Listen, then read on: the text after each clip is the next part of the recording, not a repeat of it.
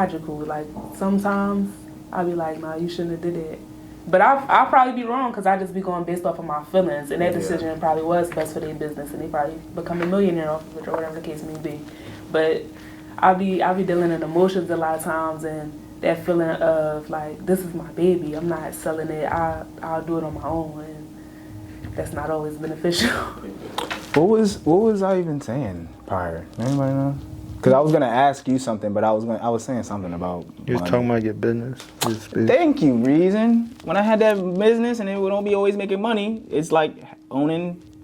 It's a liability. So you were just expounding on like the connection with the business and how you feel strongly about it. So I want to shift the question to you. Like, what are your experiences with managing projects and partnerships? And any ideas you just want to share, you know what I'm saying? My experience with managing my business so far, it's been like a solo proprietorship, I guess you would call it. Yeah. Slow going, and I would say I am open to partnerships. I'm definitely open to partnerships now. And I was actually in a partnership about a year ago. And it worked out for a little while, but our views just kind of became a little bit different, so we didn't end up like fulfilling that whole plan or whatever the case may be. But it was a good learning experience, and I definitely feel like that saying that people say, if you want to go fast, go alone. If you want to go far, go together. Go with people. Precisely. I believe that, and I think it also can go the other way because you don't always go fast when you're going alone. Like you could go nowhere fast. Real rap. So it's like in business partnerships, some type of partnership is like inevitable. It might not always look the same way. Like you just broke down different types of equity or different types of funding. It can look differently, but you're not really going to get nowhere by yourself. And I think that's a very good point. Is I mentioned this probably twice now in my videos, so I'm knowing it's probably going to be a reoccurring element for me is, you know, being rich or being the king. Because when you're the king, you can have everything your way.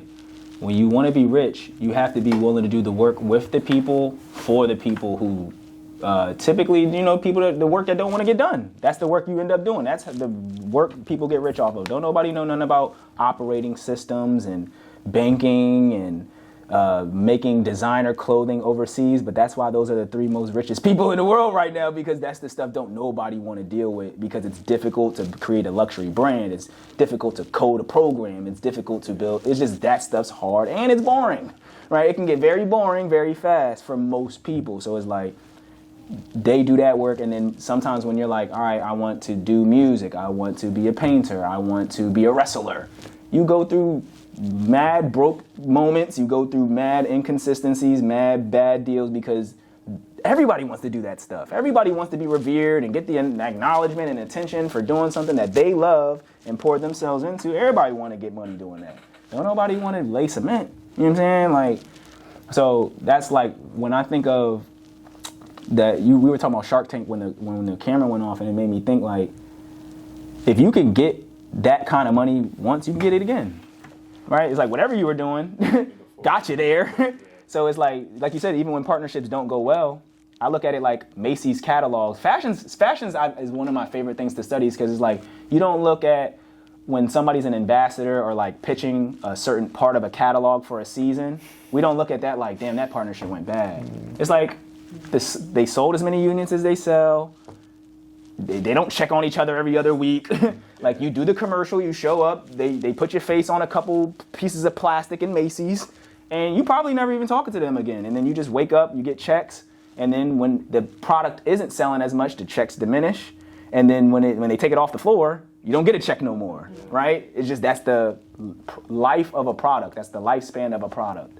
And sometimes like Coachella clearly is like, it's, what's that called when it's not, it's basically like it happens over and over and over. It's an annual thing. And so their brand and everything that goes into that, they got 85 partnerships. And I learned, I'm gonna end it on this point, I learned that, and you know, y'all can tap in on this point after I make it, is like, Made in America is created and sponsored by Budweiser, right? Didn't know that part. Then once I recognized, I'm like, well, they say it all the time. It's just like you don't pay it any attention, right? Then they partnered with Jay-Z. Jay-Z doesn't own Made in America. He's the spokesman and the sponsor of it on the entertainment and performance side of it, like similar to the Super Bowl. The reason why they partnered with Jay-Z, because if you think about the old brand of Budweiser, it's the old white American man with the shotgun on the porch with the spit tobacco, right? That's not their main demographic no more. They're like, who is going to purchase more beer now that they're more of a consumer? Who is the American dream? Who represents America as a whole today? Who's the richest black guy in hip hop? Let's just attach this to Jay-Z, because then he can attach all of these younger millennials and black people to the brand, because we can't communicate with them. We don't know what they want. We don't know what to create and how to find it. Like, so we just call Jay-Z and he can help us penetrate a brand that would maybe take us 20, 30, 50 years to reface the entire brand that we have. We'll just push beers through Jay-Z. So when I heard it like that, I'm like, well, that's smart as hell. Like on a business level, like where it's like Budweiser would have never been able to pitch their brand's services and product to young black millennials and Gen Z. It would have been impossible. It's like there was no campaign I have ever seen.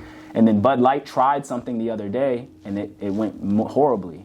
They were attempting to get an individual who identified with being a woman who is born a man, and they tried to run it as a ad to connect with that same audience, and it just fell all apart. The older demographic hated it. The younger demographic felt like they were being parodied. It was just a whole fiasco.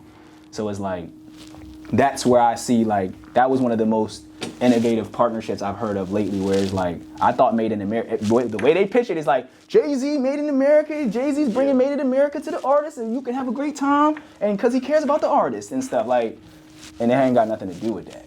You know what I mean? So, if y'all have any other closing remarks? I probably have an idea of where that joint came from. You remember when Kingdom Come came out? It was right after Black Album. Yeah, I mean, I'm following you. I know what you're talking about. Show Me What You Got. They had a commercial, Budweiser commercial. You're right. I know exactly what you're talking about. That's when they struck the deal. Yeah. And it probably just lingered on. Because he was a great partner. They were like, wow, you made the analytics go crazy. You getting the people, you getting them. Yeah. So it was all. And he was already hip to the product brand partnerships. You know, he put Ye on and then he put Re on. So it's like, that was a good one, bro. He did it with Magna Carta too. It was the first. The Samsung. It was the first album to go platinum in 24 hours. Yep. Crazy. And you know, people say that's his sewage album. I'd be like, oh. That's crazy. Yeah, right. Right. So yeah.